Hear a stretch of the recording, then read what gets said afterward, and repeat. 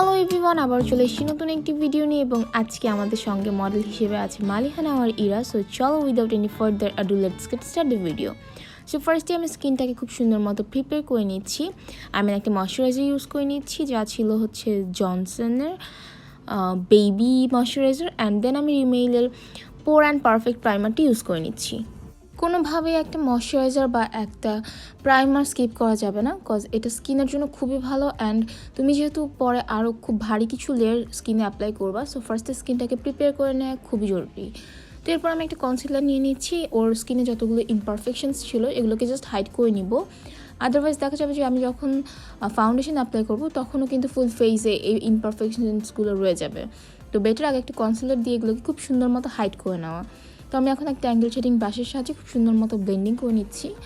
And then আমি চলে যাবো ফাউন্ডেশনে। এখন আমি W7-এর HD foundation in the shade honey আমি ওর ফুল স্কিনে ভালো মতো অ্যাপ্লাই করে নিচ্ছি এবং পাশাপাশি আমি ওর গলাতে অ্যাপ্লাই করে নিব, কজ যেহেতু আমি একটা ব্রাইডাল মেকআপ করছি, সো ব্রাইডদের কিন্তু একদম গলা ফেস যেন একই রকম থাকে, এটা মানে নিশ্চিত করা খুবই জরুরি।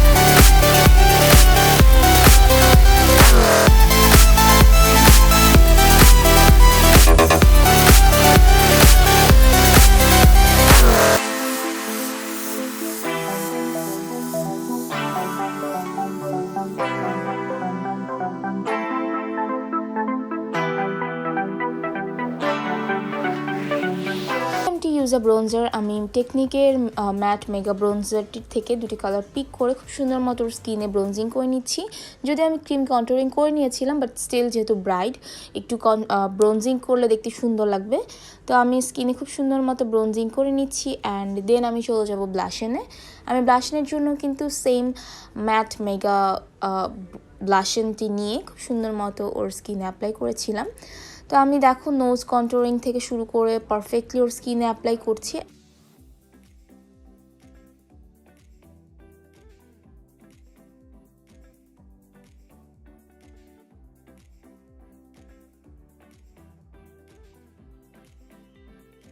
ব্লাশনের পর আমি অফ ক্যামেরায় ওর আইব্রোজগুলো করে নিয়েছিলাম। তো এখন আমি চলে যাবো আই মেকআপে। আমি জাস্ট ফার্স্টে কিস বিউটি থেকে একটা ব্রাইট কালার নিয়ে ব্রো বোনসটাকে একটু হাইলাইট করে নিয়েছিলাম। দেন আমি W7 এইচডি কনসিলার দিয়ে আইলিডটাকে একটু প্রাইম করে নিয়েছি।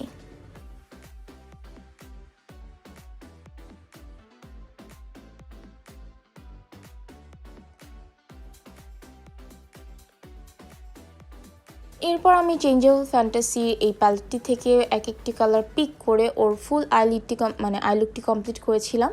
তো তোমরা দেখতে থাকো, আমি একে একে কালারগুলো পিক করে ওর আইসে অ্যাপ্লাই করেছি, কাট ক্রিজ থেকে শুরু করে এভরিথিং। তো আমি এখানে জাস্ট মিউজিক অ্যাড করে দিচ্ছি।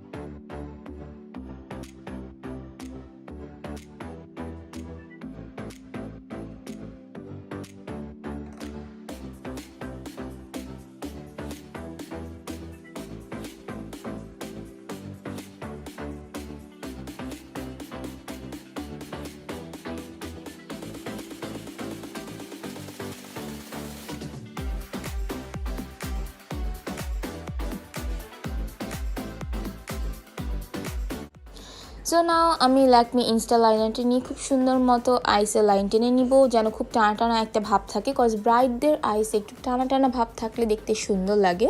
অ্যান্ড আমি খুবই চিকন করে অ্যাপ্লাই করছি, যেন আমি ফলস ল্যাশ যখন অ্যাপ্লাই করবো তখন তো দেখতে খুবই ক্লাসি লাগে, দ্যাটস ওয়াই। অ্যান্ড এরপর আমি জাস্ট খুব ভারী করে একটু মাস্কারা অ্যাপ্লাই করে দেবো।